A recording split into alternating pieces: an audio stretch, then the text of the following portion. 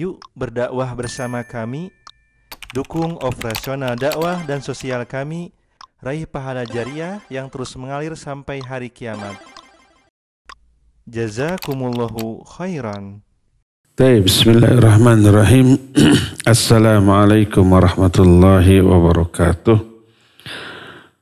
Alhamdulillahilladzi arsala rasulahu bilhuda wa dinil haqq liyudhhirahu 'alad dini kullihi walau karihal musyrikun wa asyhadu an la ilaha illallah wahdahu la syarikalah iqraran bihi wa tauhidan wa asyhadu anna Muhammadan abduhu wa rasuluh sallallahu alaihi wa ala alihi wa ashabihi wa sallama tasliman mazida wa ba'd.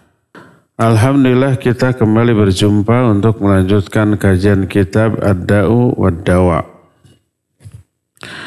Kalau pertemuan yang lalu kita sudah berbicara tentang besar dan bahayanya dosa berbicara tentang Allah tanpa ilmu.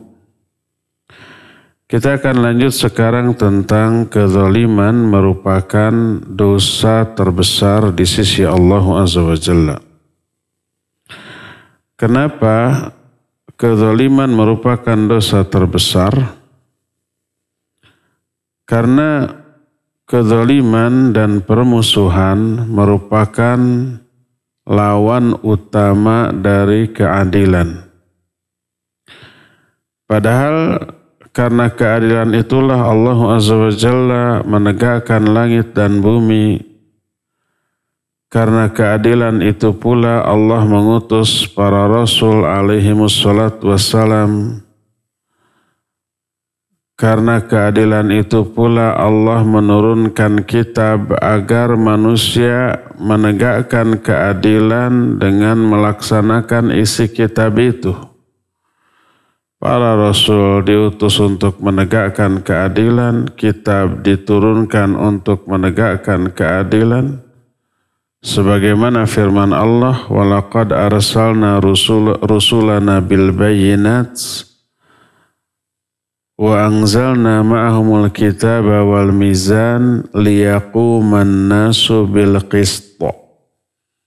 Allah lah yang telah yang telah mengutus para rasul dengan membawa al-bayyinat, keterangan-keterangan yang jelas. Wa anzalna ma'ahumul kitaba wal mizan. Allah lalu menurunkan bersama mereka kitab dan al-mizan, timbangan dalam menilai baik buruknya perbuatan dalam kehidupan ini. Untuk apa? Allah mengutus para rasul menurunkan kitab liyaquman nasu bil qist, agar manusia itu menegakkan keadilan. Jadi tujuan utama diturunkannya kitab, diutusnya para nabi dan rasul, ditetapkannya syariatlah untuk menegakkan keadilan dalam segala hal. Lawan dari adil adalah zalim. Maka karena kezaliman merupakan lawan utama dari keadilan, tak heran apabila kezaliman ini merupakan dosa terbesar di sisi Allah Azza wa Jalla. Bukankah dosa terbesar adalah syirik? Ya, syirik itu salah satu di antara wujud kezaliman. Inna syirka la zulmun azim. Sesungguhnya syirik adalah kezaliman yang terbesar. Dan kadar besarnya dosa dari keadilan, dari kezaliman, besarnya dosa kezaliman itu kan bertingkat-tingkat. Berbeda antara satu dengan yang lain. Besarnya kerusakan dan dosa kezaliman itu sangat bergantung pada kerusakan yang ditimbulkan oleh kezaliman tadi. Maka kalau ada seseorang membunuh anaknya, anak yang masih bayi yang belum memiliki dosa, bahkan Allah Azza wa Jalla sudah memberikan naluri kepada semua makhluk Tidak hanya manusia, binatang pun punya naluri mencintai, menyayangi, ingin melindungi anak yang dilahirkannya. Segalak-galaknya macan, tidak ada yang memakan anaknya sendiri. Bahkan kalau anaknya mau diambil orang atau dibunuh, dimakan oleh binatang lain, dia pasang badan, membela anaknya dengan nyawanya. Ini binatang loh.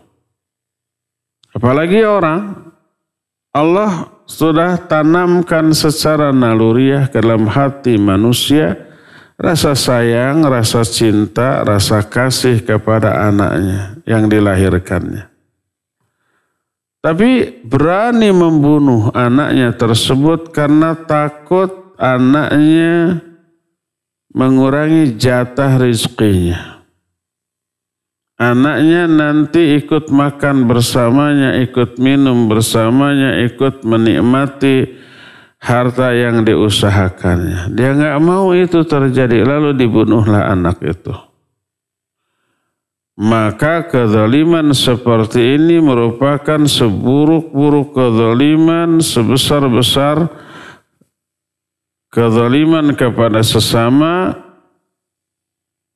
Demikian juga kedua orang tua itu membunuh anaknya, padahal mereka menjadi penyebab lahirnya anak itu ke alam dunia.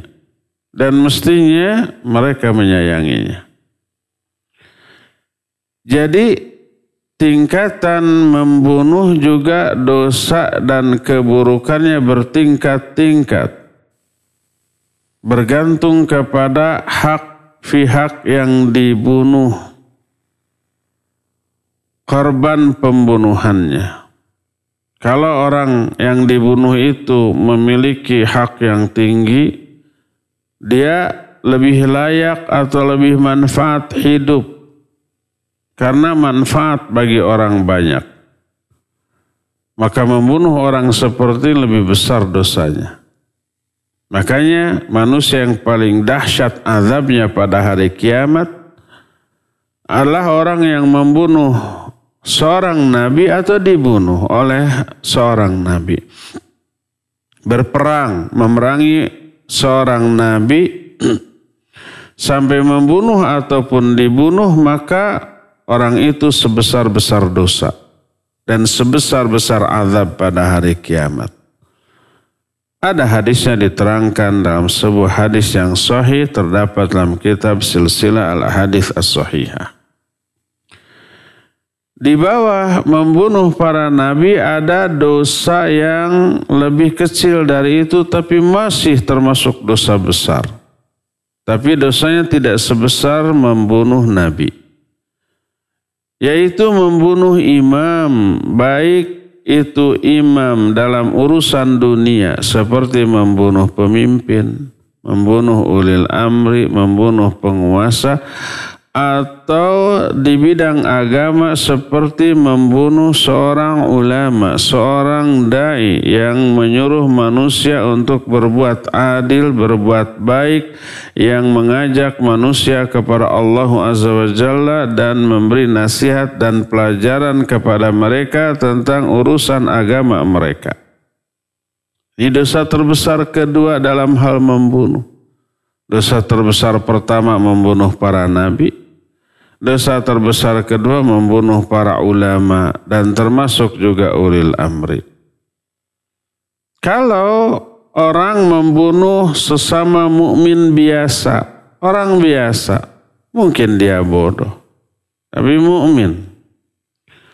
Allah Azza wa Jalla telah menjanjikan balasan bagi pembunuh seorang mukmin dengan sengaja, dengan ancaman kekal di dalam neraka, dimurkai, dilaknat dan disiapkan azab oleh Allah Azza wa Jalla.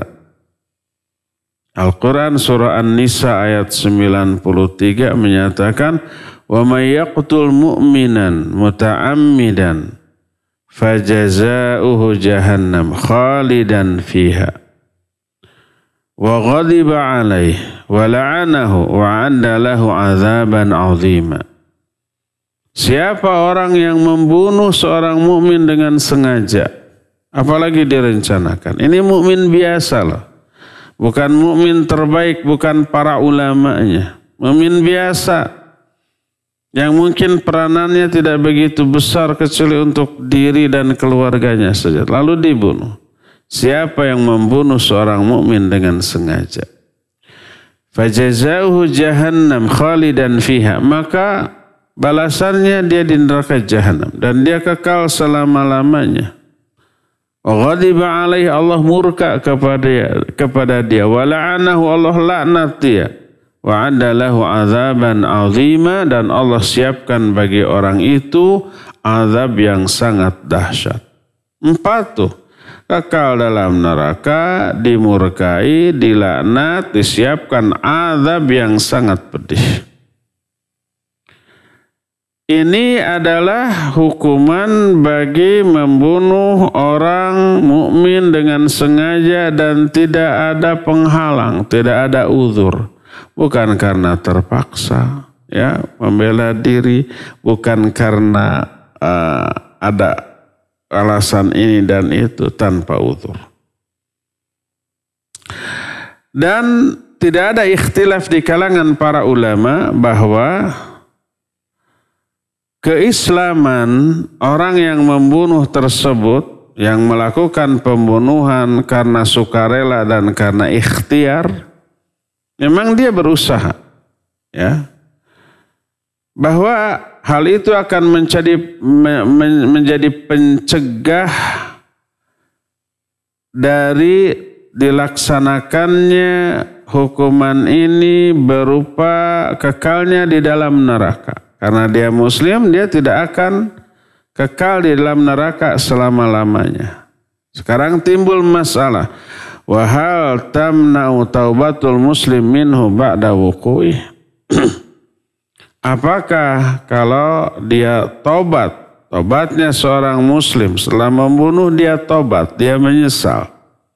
Dia memenuhi seluruh syarat-syarat tobat yang 7. Dia berhenti dari perbuatan membunuhnya, dia menyesal, dia bertekad tidak kembali, dia minta maaf kepada keluarga korban, dan dilakukan sebelum sakarat, dilakukan sebelum matahari terbit dari sebelah barat, dilakukan dengan ikhlas. Pokoknya itu 7 syarat diterimanya tobat. Apakah azab 4 yang dijelaskan tadi itu menjadi terhalang? Para ulama ikhtilaf dalam masalah ini. Ada 2 pendapat baik dari kalangan ulama salaf ataupun ulama khalaf. Dan kedua-duanya merupakan pendapat berdasarkan riwayat Imam Ahmad. 2 riwayat dari Imam Ahmad. Pendapat pertama menyatakan la tamna'u taubatu min nufudhihi. Taubat seorang muslim pembunuh tidak menghalangi azab ini, tetap dia kena azab. Apa alasannya? Ra'au annahu haqqun li adamiyin lam yastaifihi min fidari dunya wa kharaja minha bi dhalamatihi. Fala budda ayastawfiya lahu fi daril adl. Karena mereka memandang ini hak adamin, hak sesama manusia yang tidak tertunaikan di dunia. Orang itu keluar meninggalkan dunia ini, berhenti kehidupannya di dunia ini karena kezaliman si pembunuh. Walaupun taubat, tetap hak orang tadi tidak bisa dikembalikan, maka mau tidak mau harus ditunaikan di negeri tegaknya keadilan, yaitu di negeri akhirat. Ini kelompok pertama dengan alasannya. Kelompok kedua menyatakan bahwa tuntutan qisas para ahli waris. Ini masih kelompok pertama. Bukankah ahli waris yang menuntut qisas dia dibunuh lagi? Ya, tuntutan qisas ahli waris hanyalah tuntutan tentang hak yang Allah berikan antara mau diqisas atau mau dimaafkan dengan membayar diat atau denda. Kan gitu kan? Orang itu dibunuh, kemudian pembunuhnya ada dua pilihan. Dibunuh lagi, diqisas. Atau ya udah maaf, dimaafkan tapi dibayar denda. Dendanya diserahkan kepada keluarga korban, kepada ahli waris. Besarnya sesuai dengan kesepakatan dan kemampuan. Bukankah begitu? Iya, tapi disanggah wa ma yanfa'ul maqtul min istisqa'i warithihi. Apa manfaat qisas yang diajukan oleh ahli warisnya ini bagi korban pembunuhan? Nggak ada manfaatnya kan? Walaupun umpamanya ada dam, ada diat, ada harta, sejumlah harta dengan jumlah yang banyak diberikan ke ahli waris. Itu milik ahli waris. Tapi apa manfaat qisas ini atau denda ini bagi korban? Nggak ada.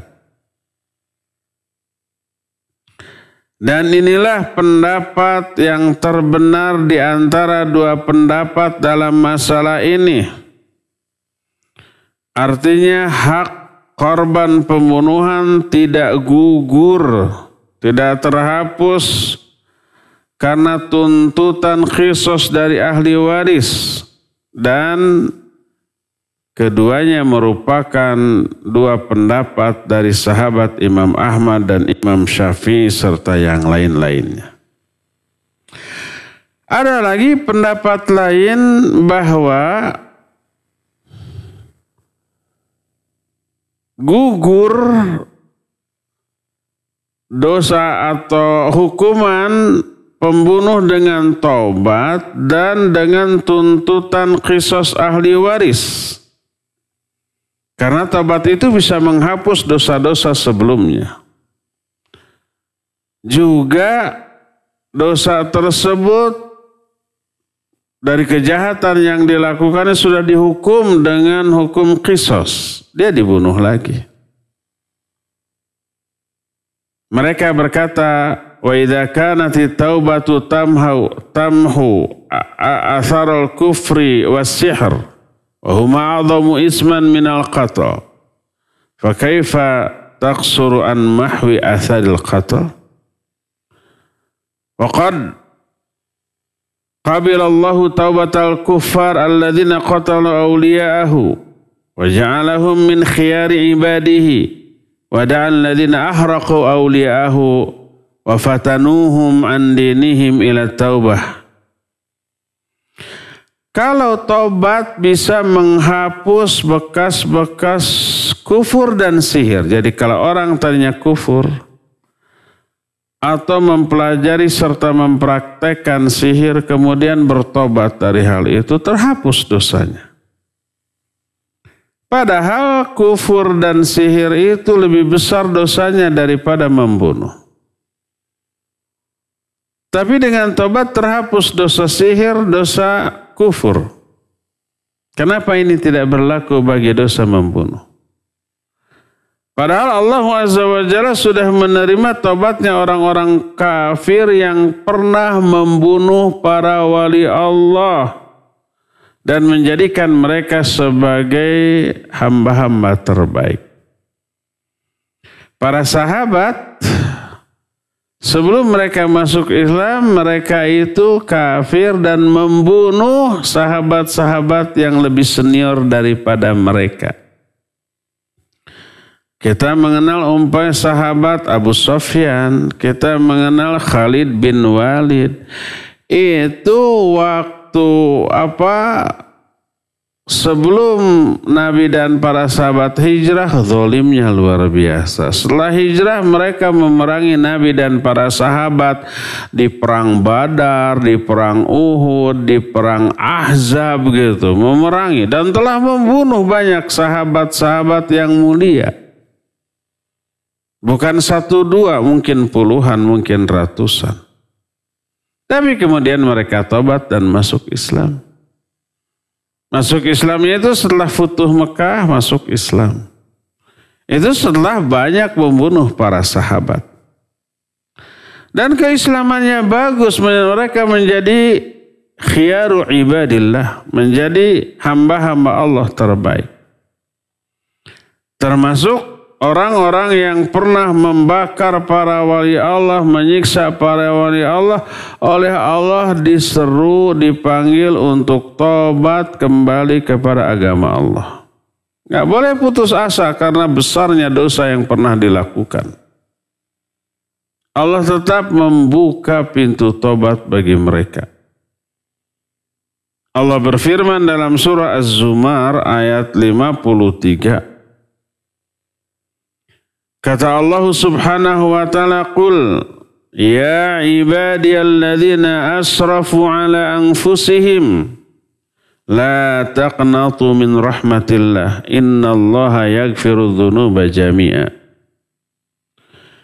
Hei, katakan olehmu, hei Muhammad, hei hamba-hambaku yang telah melewati batas, jangan kalian putus asa dari rahmat Allah. Sesungguhnya Allah mengampuni dosa-dosa semua. Ini seruan Allah agar orang berdosa itu tobat. Siapa orang berdosa yang dimaksud? Mereka adalah orang-orang yang telah membakar orang-orang mukmin dan menyiksa mereka. Ini tentang hak orang yang tobat dan mencakup tobat dari kekufuran atau dosa-dosa di bawah kekufuran. Jadi dosa kafir pun, bahkan dosa selama kafirnya membunuh para wali Allah, setelah tobat diterima, dihapus dosanya. Maka berkata mereka yang berpendapat seperti ini, wa kaifa yatubul abdu minadz-dzunub wa yu'aqabu alaihi ba'da taubah. Hadza ma'lumun intifa'uhu fi syar'illahi wa jazaihi. Maka bagaimana mungkin seorang hamba setelah membunuh lalu bertobat masih tetap diazab setelah tobatnya? Ini sudah maklum sesuatu yang bertolak belakang dengan hikmah dari syariah Allah dan balasan Allah subhanahu wa ta'ala. Mereka lalu melanjutkan, wa taubatu hadzal mudhnib taslimu nafsih. Taubatnya orang yang berdosa dengan dosa membunuh ini adalah dengan cara dia menyerahkan diri. Bukan menyerahkan diri kepada korban yang dibunuhnya. Karena yang dibunuhnya kan sudah mati. Menyerahkan diri kepada mayitnya percuma. Tapi menyerahkan dirinya kepada penguasa atau ulil amri, hakim, atau kepada keluarga korban. Dan Allah Azza wa Jalla menjadikan keluarga korban bisa bertindak mewakili si korban. Lalu Allah menjadikan sikap pasrah diri orang itu sama juga dengan membayar diat. Menyerahkan sejumlah harta kepada ahli warisnya. Ini mewakili sikap korban yang dibunuh. Kalau kita telah lebih dalam lagi, dalam pembunuhan itu ada 3 hak yang dilanggar oleh si pembunuh. Hak pertama adalah hak Allah, karena Allah melarang. Jangan kamu bunuh, la taqtulun nafsal lati harramallahu illa bil haqq. Jangan kamu membunuh sebuah jiwa yang Allah haramkan untuk dibunuh, kecuali dengan alasan yang benar. Kalau alasannya benar, baru tidak berdosa, bahkan berpahala. Alasan yang benar itu contoh, la yahillu damu mri'in muslim illa bi ihdas salas. Tidaklah halal darah seorang muslim kecuali salah satu di antara 3 alasan. Pertama, as-sayyibuz zani. Sayyib yang berzina. Sayyib itu yang pernah nikah, baik masih punya pasangan, masih punya suami atau istri, ataupun sudah cerai, jadi janda atau duda. Baik cerai ataupun meninggal. Itu sayyib, lalu berzina. Halal darahnya. Tapi nggak boleh sembarang orang membunuhnya. Wah ini zina, bros, nggak boleh. Itu harus melalui mekanisme prosedur disidang oleh hakim. Lalu hakim yang menjatuhkan hukuman rajam sampai mati tentu saja. Kecuali kalau yang berzina ini lajang dan bujang, nggak dibunuh, tapi dicambuk 100 kali. Allah menyatakan az-zaniyatu waz-zani fajlidu kulla wahidi minhuma mi'ata jaldah. Wanita dan laki-laki pezina cambuk mereka itu dua-duanya masing-masing 100 kali. Tidak dibunuh. Gimana kalau mati? Ya terserah, pokoknya cambuk aja, mau mati mau tidak. Bahkan muncul ikhtilaf di kalangan para ulama. Kalau sebelum 100 kali sudah mati gimana? Lanjutkan apa jangan gitu. Kan 100 kali itu hukumannya. Tapi belum 100 kali sudah mati. Atau bahkan belum dicambuk, baru lihat cambuknya sama algojo, orang itu jantungan lek mati gitu. Apakah tetap dilaksanakan atau tidak? Ulama ikhtilaf. Ada yang menyatakan tetap 100 kali. Ada yang menyatakan kalau sudah mati ya sudah tidak. Walhasil kalau bukan yang pernah menikah tidak dibunuh. Tapi kalau yang pernah menikah dan masih umpamanya, maka dirajam. Halal. Pelakunya bukan berdosa bahkan berpahala. Karena itu melaksanakan syariat Allah. Pertama as-sayyibuz zani, yang kedua wan nafsu bin nafsi, qisas. Orang umpamanya dibunuh tanpa alasan yang hak, keluarganya boleh membunuh lagi, mengqisas. Dan ketika membunuh lagi berpahala karena melaksanakan hukuman Allah. Dan yang ketiganya adalah orang yang murtad. Orang yang keluar dari Islam. Itu pun sekali lagi ada mekanismenya, ada prosedurnya. Ada putusan hakim, kemudian baru divonis, dihukum mati. Itu baru alasannya benar. Tapi kalau tidak dengan alasan yang benar, haram. La taqtulun nafsal lati harramallah illa bil haqqa. Nah jadi Allah melarang dan hak Allah wajib ditaati. Ternyata dilanggar oleh orang. Orang itu membunuh sesama manusia. Berarti dia melanggar hak Allah. Ini yang pertama, hak pertama hak Allah. Hak yang kedua hak korban yang dibunuh, dan yang ketiga hak walinya. Keluarga korban. Dengan meninggalnya korban, keluarganya otomatis kehilangan. Apalagi yang dibunuhnya tulang punggungnya. Setelah kematian kepala rumah tangganya, tidak ada lagi yang menafkahi mereka, menyantuni mereka, bertanggung jawab terhadap kehidupan mereka. Banyak hak keluarga korban yang dirampas dari diri mereka oleh si pembunuh ini. Inilah 3 hak. Hak Allah, hak korban, dan hak keluarga korban. Kalau seorang pembunuh menyerahkan dirinya secara sukarela kepada keluarga korban, dia menyesal atas apa yang sudah dilakukannya dan juga takut kepada Allah atas perbuatannya, takut dosa, takut diazab, lalu dia tobat dengan sebenar-benarnya tobat, maka gugurlah hak Allah dengan tobat dan gugurlah hak keluarga korban, baik dengan qisas ataupun dengan perdamaian kesepakatan atau dengan memberi maaf dengan sejumlah diat, dam, penalti gitu. Hak Allah gugur, hak keluarganya gugur. Tinggal tersisa hak si korban.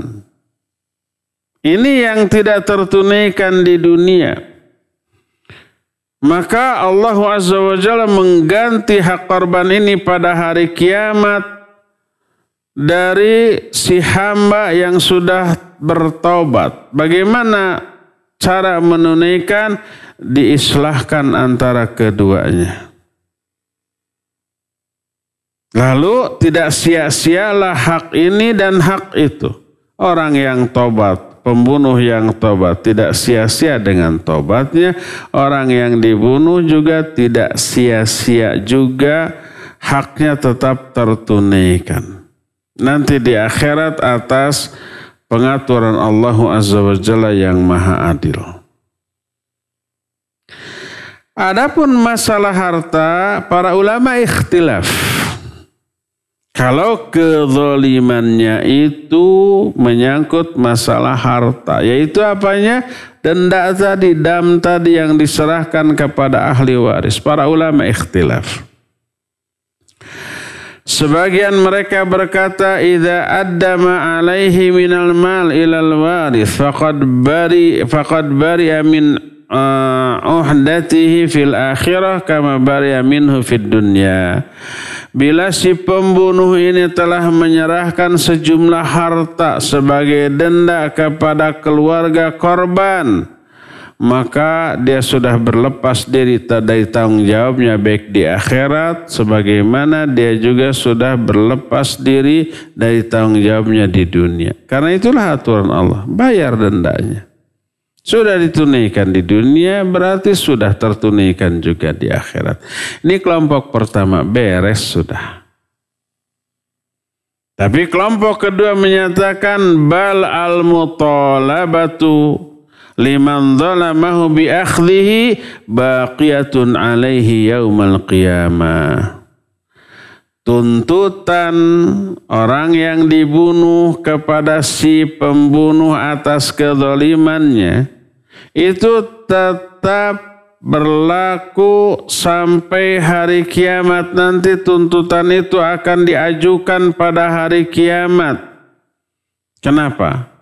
Karena si korban pembunuhan tidak mengambil manfaat dari orang yang zalim dengan cara apa? Memberi harta kepada keluarganya.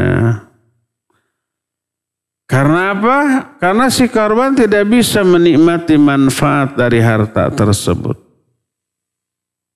Dia punya banyak harta, korban yang dibunuh ini tidak bisa menikmati hartanya selama hidup karena kehidupannya dirampas.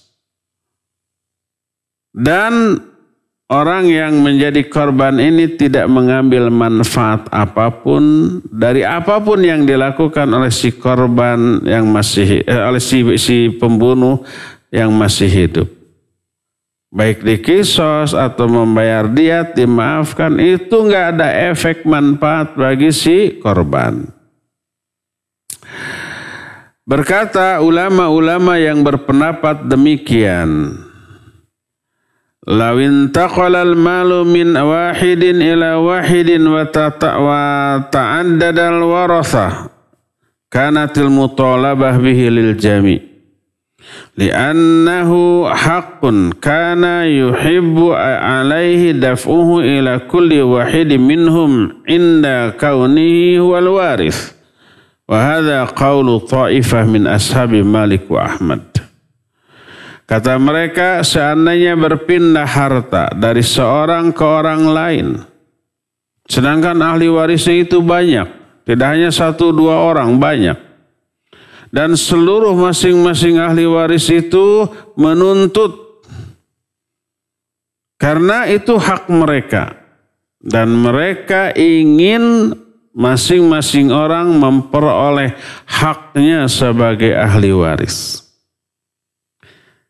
Jadi tetap diberikan. Dan ini pendapat para sahabat Imam Malik dan Imam Ahmad. Kata Al-Imam Ibnu Qayyim rahimahullah, wa fasala syekhuna rahimahullah baina ta'ifatain.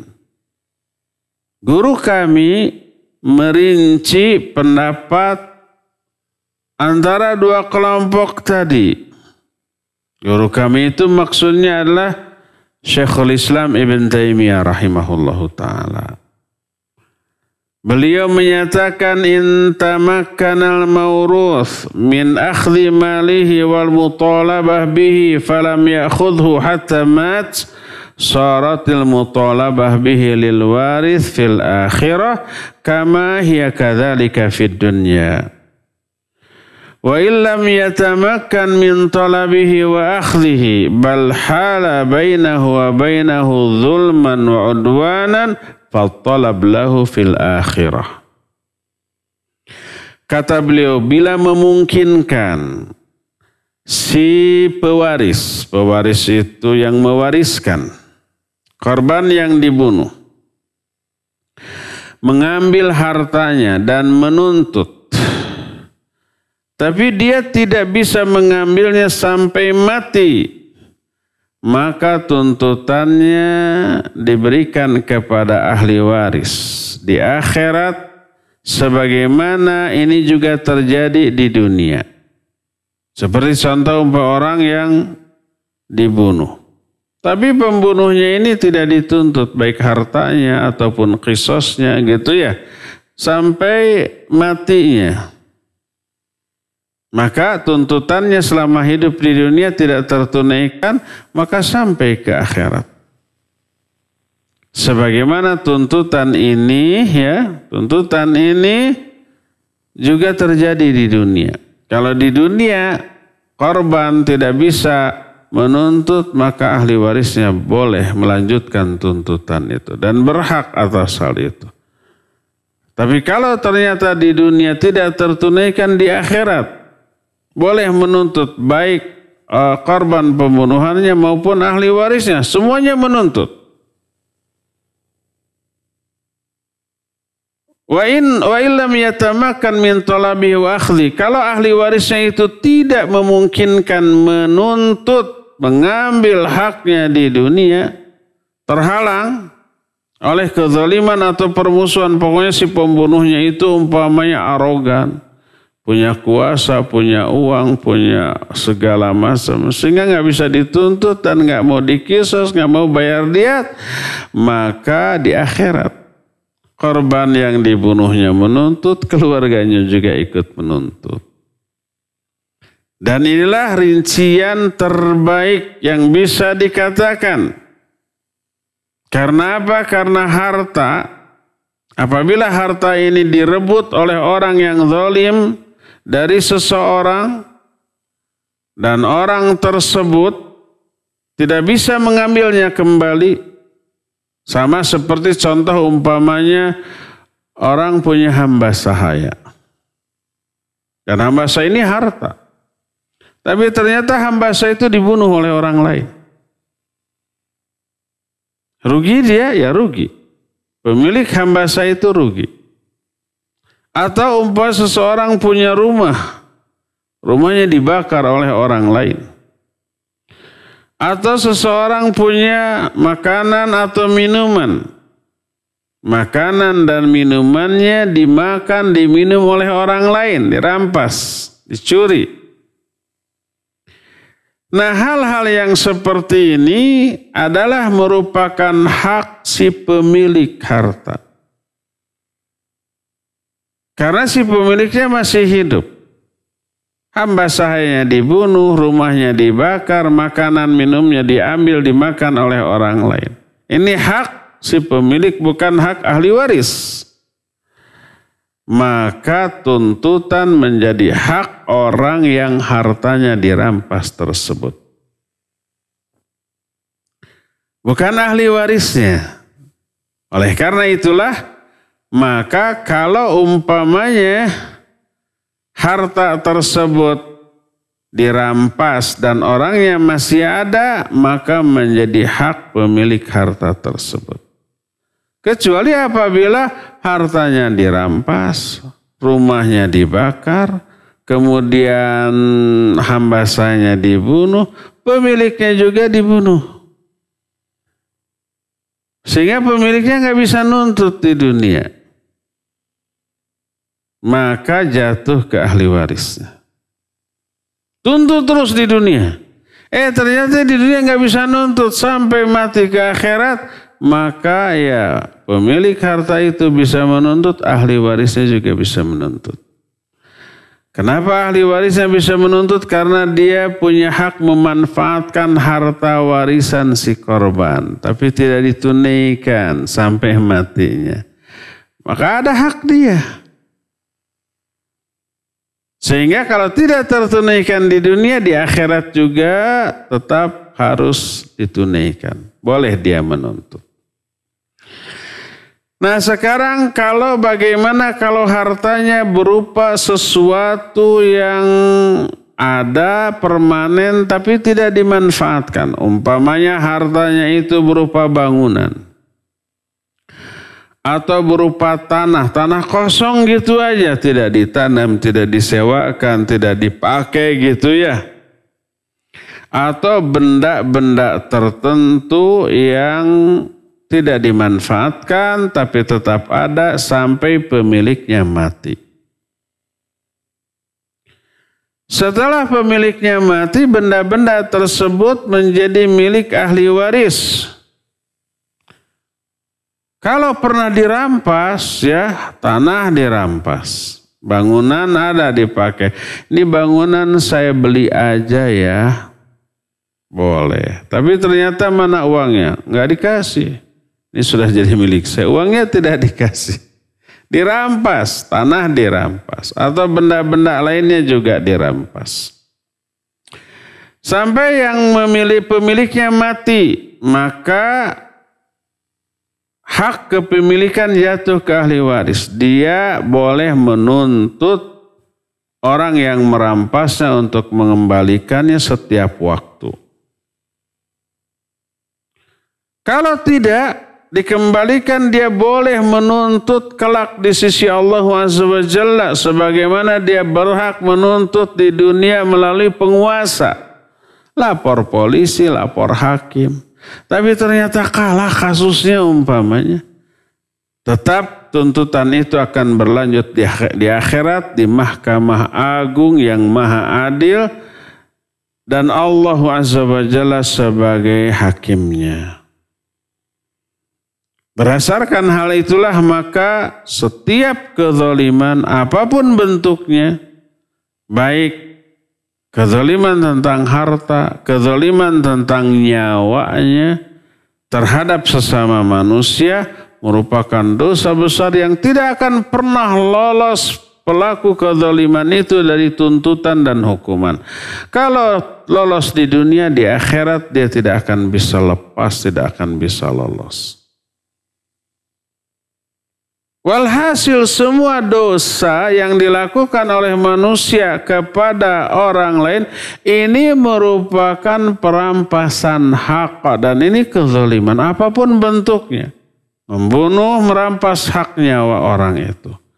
Demikian juga mencuri, demikian juga merampok, demikian juga menipu, demikian juga riba, merampas hak orang secara batil, demikian juga umpamanya bergibah, mencela, menghina, memfitnah, itu merampas kehormatan orang lain dan itu berupa kezaliman, ketidakadilan, itu kepada sesama manusia. Di dalam setiap dosa yang dilakukan oleh manusia terkandung unsur kezaliman. Bahkan kalau ketika dosa itu dilakukan tanpa merugikan pihak manapun. Seperti contohnya umpama mabuk. Mabuk ada yang dirugikan? Nggak ada. Asal mabuknya nggak ngamuk ya.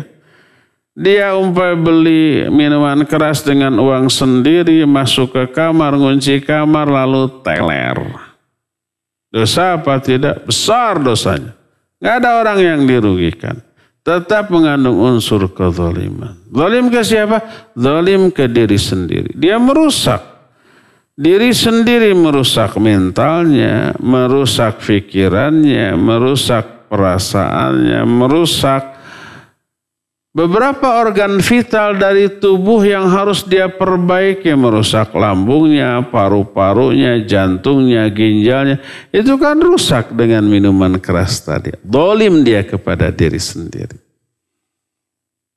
Oleh karena itu tak heran apabila kezaliman merupakan dosa yang paling besar dan sebesar-besar kezaliman adalah zalim kepada Allah Azza wa Jalla.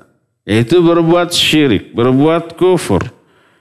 Penyembahan, peribadatan yang harusnya ditujukan hanya kepada Allah karena itu hak Allah satu-satunya dia berikan kepada sesama makhluk. Maka itu sebesar-besar kezaliman. Sebagaimana firman Allah Azza wa Jalla, inna syirka la zulmun azim. Sesungguhnya syirik itu adalah kezaliman yang paling besar. Nah, kembali kepada kezaliman berupa membunuh. Sebesar apa sih kerusakan dari sebuah pembunuhan? Sebesar apa pula dosa pelaku pembunuhan? Ini yang kita akan bahas di hari Senin yang akan datang. Untuk sekarang mas cukup sampai di sini. Waktu untuk menerangkan juga sudah cukup. Kita tinggal masuki sesi tanya jawab dan dipersilakan kepada Al-Akh Al-Fadil Cepi untuk memandu tanya jawab dengan pendengar dan pemirsa. Wassallallahu ala nabiyina Muhammadin wa ala alihi wa ashabihi wasallam. Mangga. Syukran Ustadz atas pemaparan materi yang telah disampaikan. Dan ikhwati man azani Allah wa iyyakum, para pendengar dan pemirsa dimanapun antum berada yang akan mengikuti sesi tanya jawab dan bertanya langsung kepada Ustadz, kami berikan kesempatan melalui line telepon di nomor 02286862637. Sekali lagi di line telepon 02286862637, ataupun bisa mengirimkan pertanyaannya melalui pesan singkat ke nomor 0811-227-1476. Kita akan angkat penelpon terlebih dahulu. Ya, silahkan. Halo. Waalaikumsalam warahmatullahi wabarakatuh. Silahkan Pak Mulyono. Siap. Saya mau tanya masalah kezaliman dan keadilan. Bagaimana manusia itu perampok, pembunuh? Kalau merampok itu kalau ketahuan dibunuh yang punya rumah, terus kemudian dibunuh, ditangkap dibunuh, apakah hak keluarganya hak menuntut?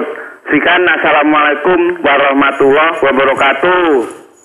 Waalaikumsalam warahmatullahi wabarakatuh. Pak Mulyono, barakallahu fiik.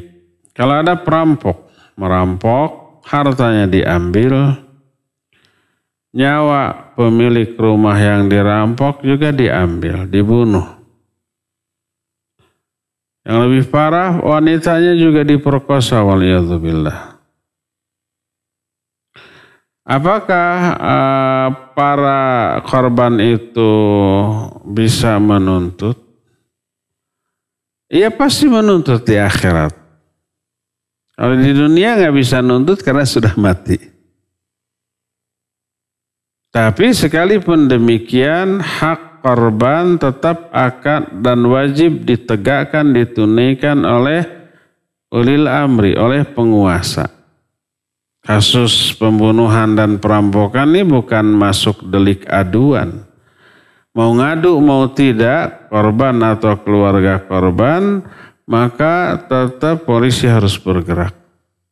Menangkap para pelaku. Di dunia dituntut, dihukum. Hukumannya apa ya? Nanti hakim yang menetapkan. Kalau membunuh, pembunuhan berencana bisa dihukum mati. Kalau tidak berencana ya mungkin puluhan tahun lah, mungkin juga seumur hidup. Dan seterusnya ya, itu di dunianya. Nah, adapun korban, keluarga yang dibunuh, dirampoknya tidak bisa menuntut di dunia. Karena apa? Karena sudah mati. Pasti mereka akan mengajukan tuntutan itu di akhirat nanti ya. Nanti akan diceritakan di pertemuan yang berikutnya tentang bagaimana besarnya dosa dari sebuah pembunuhan dan bagaimana dendanya dan bagaimana hak korban tertunaikan di akhirat ini dari si pembunuhnya. Itu nanti Senin depan ya insyaallah. Wallahu a'lam bishawab. Silakan lagi. Baik, syukran Ustaz atas jawabannya. Pertanyaan selanjutnya, Bismillah. Assalamualaikum warahmatullahi wabarakatuh. Baik, kita akan penelpon lagi ya. Silakan. Halo. Halo. Halo, assalamualaikum. Waalaikumsalam warahmatullahi wabarakatuh. Dengan Ibu siapa di mana? Saya dengan Jili di Bandung. Ya, silakan. Jadi gini Ustaz, mohon maaf, mungkin ini masalahnya agak sedikit kecil ya, tapi untuk menghindari penzoliman terhadap orang lain, terutama terhadap anak saya ingin bertanya ini kepada Ustaz. Alhamdulillah, mudah-mudahan Ustaz diberkahi oleh Allah juga untuk seluruh tim tarbiyah sunnah. Begini Ustaz, saya bercerai dari suami saya sekitar 25 tahun yang lalu, dan sekarang dia sudah berkeluarga, punya istri lagi. Nah, dalam waktu yang dekat anak saya akan menikah. Nah, awalnya sih tidak ada masalah, tetapi beberapa hari sebelum lamaran terjadi percekcokan antara saya dan mantan suami saya dan anaknya laki perempuan, Bu? Laki-laki. Oh, Laki-laki anak saya. Saya sebenarnya sudah untuk supaya tidak terlalu banyak percekcokan, saya sudah menitipkan anak saya ini agar, karena yang menjadi panitia untuk pernikahan itu adalah keluarga mantan suami saya. Nah, saya menitipkan agar saya cuma ingin rukun nikahnya secara syariat Islam terpenuhi. Masalah pesta dan sebagainya itu sebenarnya itu cuma partai hiburan saja yang saya tidak terlalu memperdulikannya gitu. Nah, ini tapi berkaitan dengan adab. Nah, kemudian ada berita bahwa saya sebagai ibu kandungnya, mohon maaf ya Ustaz, saya jadi malu ngomongnya, tidak akan diberi seragam. Bagi saya sih tidak apa-apa, kayak gitu. Tidak akan diberi seragam, kemudian lamaran juga kepada anak calon mantu saya juga saya tidak diikut sertakan. Jadi ya sudahlah, tidak apa-apa, saya mencoba, sudah tidak apa-apa. Tetapi beberapa hari yang lalu anak saya mengirimkan seragam kepada saya. Seragam untuk dipakai pada saat pernikahan untuk saya, ibu saya, dan adik saya. Nah, saya sebenarnya tidak berniat untuk memakai itu gitu loh. Nah, saya takut ini hati saya hasad atau bagaimana ya. Karena pertama, dari sisi syariat Islam pun juga pakaiannya ya tidak memenuhi ya, dalam artian gaun terlalu bling-bling dan sebagainya gitu. Kemudian saya cuma berpikir saya ingin mengambil sikap gitu loh. Sikap bahwa selama ini juga kan saya tidak diajak diskusi apapun, lamaran juga saya dilewatkan, saya difitnah dan sebagainya gitu. Nah, sikap yang ingin saya tunjukkan, saya akan datang ke sana tapi tidak memakai seragam saja gitu. Mohon maaf Ustaz kalau masalah ini terlalu kecil untuk ditanyakan kepada Ustaz, tapi saya ingin menghindari apakah saya menzolimi anak saya, apakah saya ini berasal dari keputusan ini adalah dari hati yang hasad gitu karena terjadi percekcokan sebelumnya. Itu saja Ustaz. Terima kasih.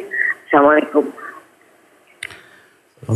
Waalaikumsalam warahmatullahi wabarakatuh. Ya, Ibu yang barusan bertanya, semoga Allah memberikan kesabaran, ketabahan, ketegaran ya. Pertama, karena putra Ibu adalah laki-laki, kemudian mau menikah, maka laki-laki memang tidak perlu wali untuk menikah ya. Keduanya memang sebagai laki-laki datang sendirian pun tanpa siapa-siapa bisa dan sah secara syar'i ataupun secara aturan negara. Cuma yang menjadi permasalahan ada dua, yaitu adab, akhlak, yang kedua adalah perasaan. Ya, apa yang ibu alami tidak dilibatkan, tidak diajak bicara, bahkan tadi tidak diberikan seragam. Dan itu sesuatu yang di luar wewenang kita, kemampuan kita, maka ibu terima saja dengan dada yang lapang. Qadarullah wa masya'a fa'al. Ini takdir Allah, dan apa yang Allah takdirkan, Allah kehendaki, pasti dia lakukan, pasti terjadi, ya. Kita tinggal menerimanya dengan kesabaran, ketabahan, dan ketegaran. Itu yang pertama. Yang kedua, tetaplah mendoakan kebaikan untuk anak. Apalagi anaknya menunjukkan itikad baik. Ya, mungkin anaknya berupaya agar ibunya bisa dilibatkan, tetapi karena dia juga tidak memiliki wewenang penuh, wewenang penuhnya ada di ayahnya, mantan dari suami ibu tadi, nggak bisa apa-apa. Tapi dia sudah menunjukkan itikad baik dengan mengirim seragam. Apa yang harus ibu lakukan dengan seragam itu? Lakukanlah mana yang kira-kira lebih maslahat. Kalau memakai seragam lebih maslahat, pakai seragam itu. Tapi kalau ternyata timbul madarat, begitu memakai seragam jadi omongan keluarga dari pihak mantan suami di sana. Akhirnya sakit hati lagi. Ya, nggak dikasih seragam, tiba-tiba bikin, tiba-tiba punya, jadi omongan, jadi sakit hati lagi, jadi madarat, ya. Maka nggak perlu pakai seragam tersebut. Dan tidak harus sama antara baju kita dengan baju anggota keluarga lain dari segala sisi, nggak masalah. Ini hanya unsur perasaan saja. Lapangkan perasaan kita, ya, legowo gitu, legawa bahasa Sundanya, legawa gitu, terhadap apa yang terjadi. Kalau tahu umpamanya ini merupakan sifat atau sikap dengki dari keluarga mantan suami, ya biar itu urusan mereka. Yang penting kita. Ya, terlebih saya tadi dengar seragamnya itu tidak syar'i. Untuk seorang wanita tidak menutup aurat atau menutup aurat tapi menampakkan bentuk tubuh. Kalau begitu ya udah, lebih baik tidak dipakai. Kecuali kalau warnanya, coraknya sama, seragam, cuma potongannya disesuaikan dengan badan kita. Sehingga walaupun umpamanya seragam, mereka mah mencetak, mereka mah terbuka aurat, kita dengan kain yang sama, corak yang sama, bisa memakai jilbab yang syar'i, tertutup dan tidak mencetak, boleh. Tapi kalau betul-betul bertolak belakang dengan syariat, walaupun mereka meminta tolong pakai ini demi kebersamaan, tapi ternyata mencetak, tapi ternyata memperlihatkan aurat, ya nggak boleh dipakai. Kalau memang demikian, walaupun mereka meminta, apalagi mereka tidak meminta, bahkan secara sengaja tidak memberikan seragam kepada kita, ya sudah, lebih maslahat untuk tidak memakai seragam tersebut, dan ibu bersikaplah berlapang dada, qanaah dalam hal ini, dan tetaplah mendoakan, berharap kebaikan untuk anak. Ya, demikian. Wallahu a'lam bishawab. Silakan lagi. Syukran Ustadz atas jawabannya. Pertanyaan selanjutnya. Bismillah, Assalamualaikum warahmatullahi wabarakatuh. Mudah-mudahan Ustadz senantiasa selalu diberikan rahmat, kesehatan, dan keberkahan oleh Allah Azza wa Jalla. Dari Tini Umur Hafib di Padalarang. Afwan Ustadz, Ana sedang ikhtiar berjualan online dan juga sedang belajar adab bersosmed. Ana selalu izin dulu kepada konsumen kalau mau share chat, testimoni, dan sebagainya mengenai produk yang Ana jual. Pertanyaannya, apakah harus setiap Ana mau share selalu meminta izin konsumen yang meminta izin pada konsumen yang sama atau cukup satu kali saja di awal? Jika demikian, izinnya hanya satu kali di awal saja, apakah itu merupakan salah satu bentuk kezoliman kepada konsumen Ana, Ustadz? Silakan. Barakallahu fiik. Men-share atau membagi testimoni pelanggan dengan meminta izin terlebih dahulu ya bagus. Kalau mereka kita yakini keridhaannya, boleh kita men-share. Kecuali kalau kita yakini mereka nggak akan ridho, maka tidak boleh. Tapi kalau diyakini mereka ridho, gitu, apalagi pernah memberikan izin dan tidak ada pihak manapun yang dirugikan. Konsumen yang kita share testimoninya tidak merasa dirugikan, malah senang-senang aja umpamanya. Dan tidak ada unsur penipuan, umpamanya dengan mengubah testimoni yang kurang bagus menjadi yang sangat bagus. Atau testimoni yang biasanya bagus, terus kita tambah menjadi lebih bagus lagi. Itu ada unsur kebohongan dan penipuan, maka tidak boleh. Jadi selama tidak ada unsur penipuan, unsur manipulasi, merubah testimoni, dan orang yang memiliki atau pelanggan yang beri testimoni itu tidak berkeberatan, dan kita yakini minimal ghalabatul dzan, dugaan kuat mereka tidak akan keberatan, maka boleh dan tidak mengandung unsur kezaliman dalam hal tersebut, baik meminta izin ataupun tidak. Apalagi tadi dikatakan sudah meminta izin dan sudah diizinkan pertama kali. Kalau pertama memberi izin berarti selanjutnya juga insya Allah akan memberi izin, dan itu dugaan terkuat kita. Tak ada unsur kezaliman, insya Allah. Wallahu a'lam bishawab. Silakan lagi. Syukron Ustadz atas jawabannya. Pertanyaan selanjutnya dari Bapak Odang di Cibiru Hilir. Beliau bertanya dengan pertanyaan yang cukup panjang dan insya Allah berusaha kami singkat. Mohon maaf Bapak Odang di Cibiru. Assalamualaikum warahmatullahi wabarakatuh. Beliau bekerja di perusahaan keamanan. Beliau bekerja sebagai keamanan dan bertanya bagaimana hukum menerima upah dari vendor pengantaran dan penarikan uang nasabah bank konvensional, dan bagaimana hukum menerima upah dari vendor tersebut, sementara yang Ana ketahui vendor juga menerima upah dari bank konvensional tersebut. Jadi dalam kegiatan ini bank mengupah vendor atas jasa pengambilan dan penyetoran uang dari nasabah bank, sedangkan Ana diupah oleh vendor atas jasa pengamanan, pengambilan dan penyetoran uang nasabah. Mohon pencerahannya Ustadz biar Ana menjalankan tugas Ana dengan tenang dan nafkah yang Ana berikan untuk keluarga berkah Ustadz. Silahkan. Barakallahu fiik. Bapak siapa? Bapak Odang di Cibiru Hilir. Ini yang disebut dengan sebutan hadiatul ummal. Hadiatul ummal adalah hadiah bagi para pekerja atas prestasinya. Hadiahnya bukan dari tempat dia bekerja, tapi dari vendor atau dari relasi perusahaannya atau dari konsumen dari perusahaannya. Karena mereka merasa puas atas kinerja kita, ya. Itu yang disebut dengan hadiatul ummal. Bagaimana hukumnya hadiatul ummal? Tidak boleh. Karena pekerja itu sudah digaji untuk pekerjaannya dan sudah diwajibkan melakukan kewajibannya, pekerjaannya dengan sebaik mungkin.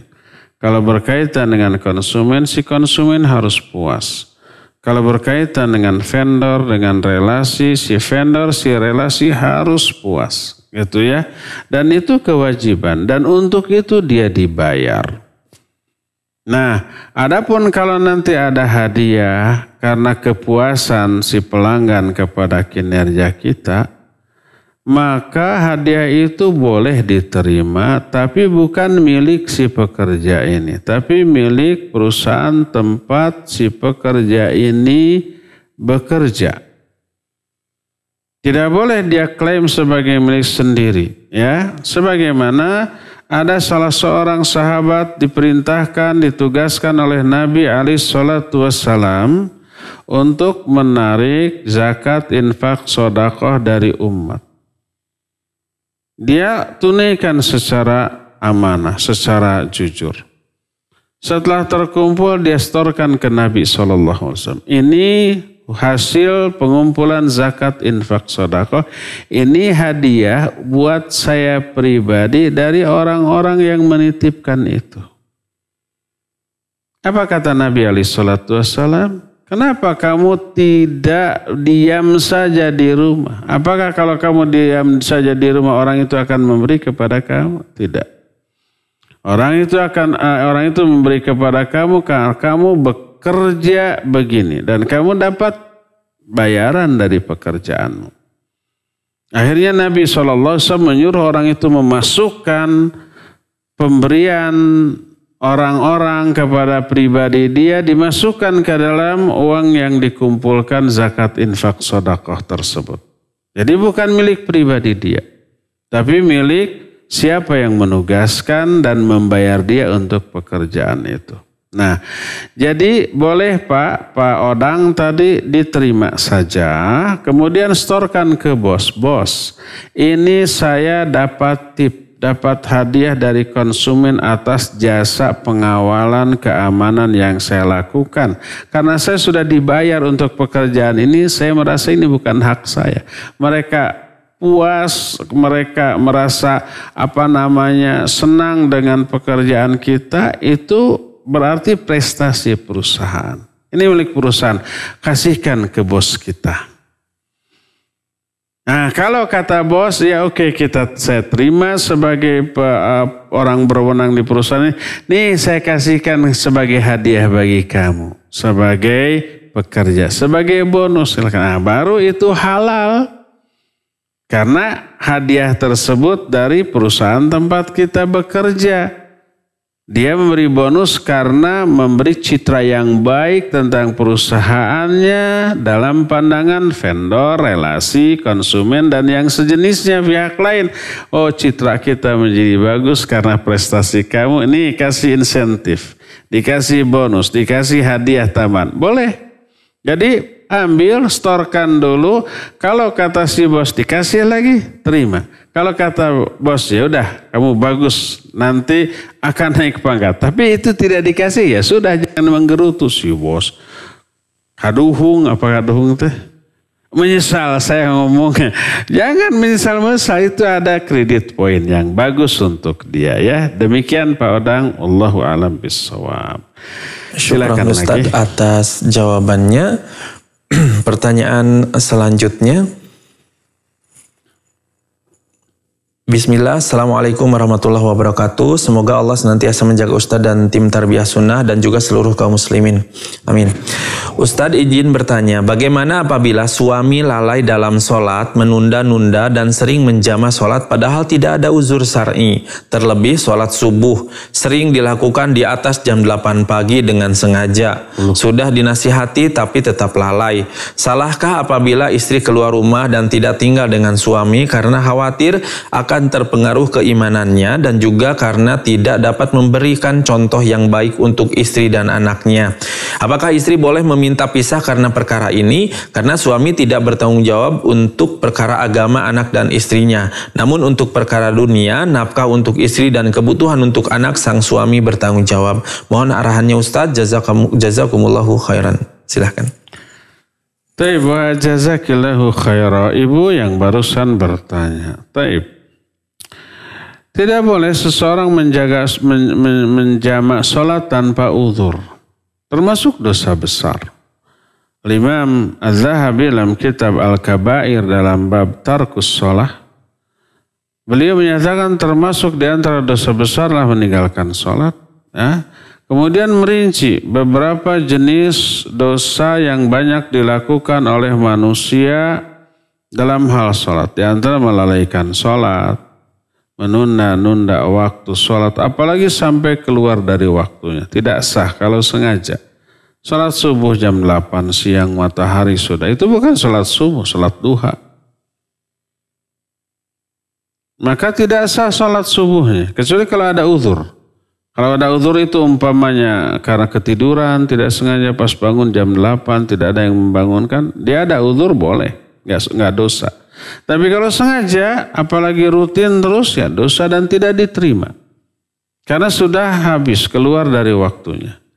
Termasuk menjama sholat tanpa adanya uzur tidak sah. Karena apa? Karena berarti dia melakukan sholat di luar waktunya. Umpamanya sholat zuhur nih, lagi santai, lagi rileks di rumah, nggak ada apa-apa, dijama dengan asar. Berarti dia melakukan sholat asar di luar waktu asar dan itu tidak sah. Salah satu di antara syarat sahnya sholat adalah melakukan sholat pada waktunya. Ketika di luar waktunya maka tidak sah. Dan menjamak sholat tanpa ada uzur termasuk di antara dosa besar karena melakukan sholat bukan pada waktunya dan ditolak, tidak sah, tidak diterima. Ya. Nah,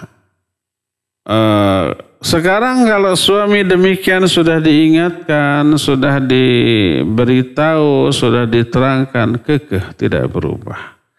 Bolehkah seorang istri pergi meninggalkan rumahnya, kabur gitu ya? Tidak boleh sama sekali.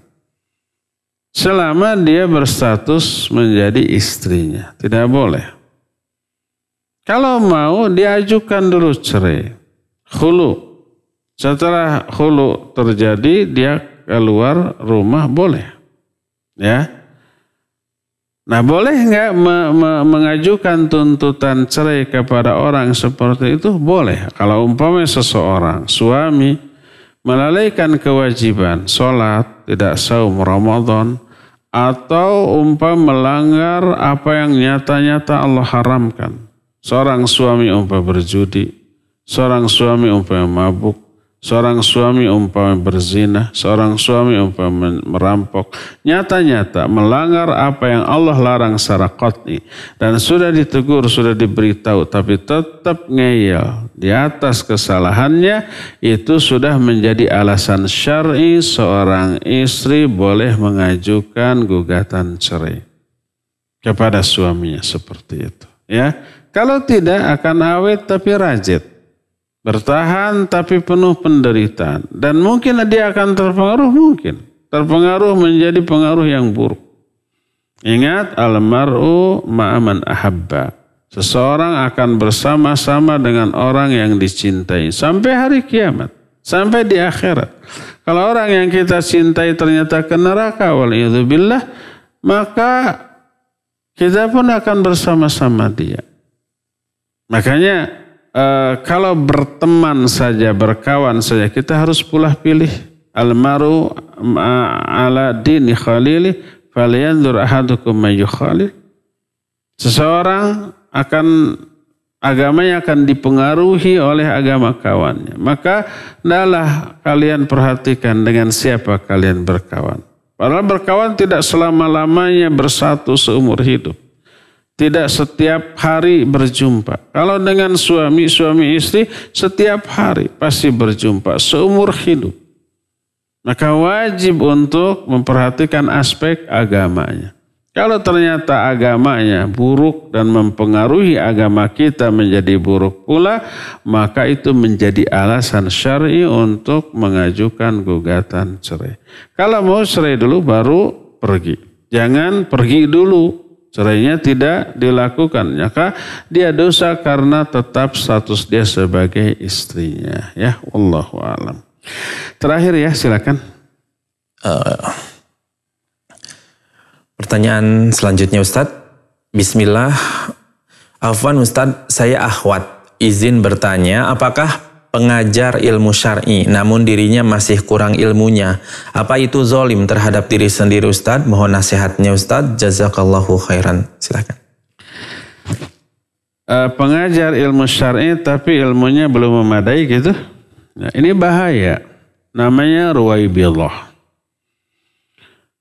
Syekh Al-Utsaimin rahimahullah dalam Kitabul Ilm dalam satu bab yang diberi judul Al-Akhta allati yajibu hadruha. Beberapa kesalahan yang wajib dijauhi oleh setiap penuntut ilmu, ya. Salah satunya adalah at-tasaddur qabla ta'ahul. Ini kesalahan besar. Apa arti at-tasaddur qabla ta'ahul? Tasaddur artinya menjadi narasumber, menjadi pengajar, menjadi guru, menjadi ustaz. Ta'ahul artinya berkeahlian, berkemampuan. Itu kesalahan besar. Jangankan dalam perkara agama, dalam perkara dunia aja begitu. Umpamanya kita, ya, belum pernah kuliah di fakultas kedokteran atau kuliah di sekolah tinggi kesehatan. Kita bukan mantri, bukan bidan, bukan perawat, apalagi dokter. Cuma kita sering baca-baca jurnal-jurnal kesehatan, buku-buku tentang penyakit dan obatnya. Lalu kita faham sedikit. Lalu kita baik ceramah kesehatan atau membuka praktek pengobatan. Boleh apa tidak? Tidak boleh. Harus ada lisensi untuk itu. Nanti dia akan lebih banyak merusak daripada memperbaiki. Akan lebih membuat banyak orang sakitnya tambah parah daripada menyembuhkan. 1, 2 mungkin ada yang sembuh, tapi lebih banyak yang lebih parah sakitnya. Orang itu bisa dilaporkan ke polisi, iya bisa. Kejahatan, iya. Malpraktek namanya. Ya akhirnya dilaporkan, ditangkap, dipenjara. Demikian juga kita umpamanya nggak begitu paham tentang mesin, nggak pernah belajar tentang di jurusan mesin, nggak pernah kuliah, nggak apa. Hanya baca-baca buku, lihat-lihat orang bongkar motor, bongkar mobil, kemudian praktek. Bisa tidak bongkar-bongkar motor dan mobil? Ya bisa bongkarnya, tapi nggak bisa masangnya lagi. Bisa masang nggak nyala. Mobil motor yang ke bengkel dia lebih parah rusaknya daripada yang benar, daripada yang hidup lagi. Itu dalam urusan dunia kayak begitu. Ini bayangkan dalam urusan agama, dalam urusan akhirat. Ilmunya kurang tapi sudah mengajar. Inilah yang disinyarir oleh Rasulullah SAW dalam salah satu hadis. Innallaha la yaqbidu ilman intiza'an yantazihu minan nas. Walakin yaqbidu biqadbil ulama. Hatta lam yabqa alim. Wattakhadhan nas ru'asa'a juhala. Fasu'ilu fa'aftau bi ghairi ilm. Fadhallu wa dhallu. Sesungguhnya Allah tidak akan mengangkat ilmu dengan mencabut ilmu itu langsung dari kepala manusia. Enggak. Tadinya pintar jadi mendadak bodoh. Enggak. Bukan begitu cara Allah mencabut ilmu. Tapi Allah mencabut ilmu dengan mewafatkan para ulama. Orang-orang berilmu diwafatkan sehingga tak tersisa satupun ulama. Lalu orang-orang mengangkat orang bodoh sebagai pemimpin. Mereka ditanya, mereka menjawab tanpa ilmu, mereka sesat dan menyesatkan. Nah yang semacam ini oleh Nabi SAW disebut dengan sebutan Ruwaibidah. Ruwaibidah adalah orang yang tak berilmu tapi berbicara tentang urusan umat yang banyak. Seolah-olah dia ulama. Maka ini berbahaya. Tidak boleh ya, tidak boleh yang seperti itu. Yang harus dilakukan oleh orang yang kurang ilmu bukan mengajar, tapi belajar. Belajar dulu, sampai dia merasa umpamanya cukup berilmu dan oleh guru direkomendasi kamu sudah waktunya mengajar. Mengajarlah, baru kita mengajar ya. Itu yang harus dilakukan. Wallahu a'lam bishawab. Cukup sampai di sini. Insyaallah kita jumpa kembali di hari Senin yang akan datang. Subhanakallahum bihamdik. Asyhadu an la ilaha illa anta. Astaghfiruka wa atubu ilaik. Walhamdulillah rabbil alamin. Wassalamualaikum warahmatullahi wabarakatuh.